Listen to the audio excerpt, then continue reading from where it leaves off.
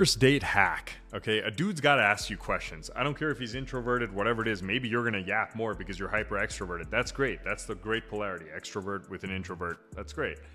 But he's got to get to know you. He's got to court you, right? Why is he pursuing you? Just because you're hot? That's not enough, right? A lot of guys can do that. So you need a man to try to get to know you. When he asks you questions, you can yap. If you're the extrovert, that's fine. But he's got to be trying to get into your world, right? Trying to break in, trying to figure out what are you about, right? How do I impress you? How do I make you happy, right? What makes you you? He's got to judge you. People try to say no judgment and things like that. We're all judging everything. That is healthy. It's called having standards. So here's a little hack, right?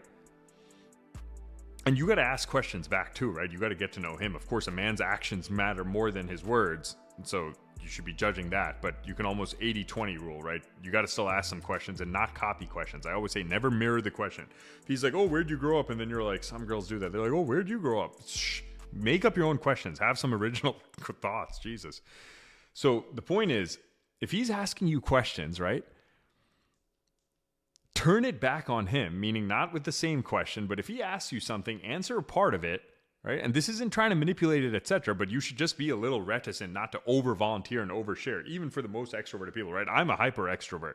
When girls ask me things, I purposely withhold things to see if it's sincere, and that gets to the point. When he's asking you questions, ask him something you're curious about.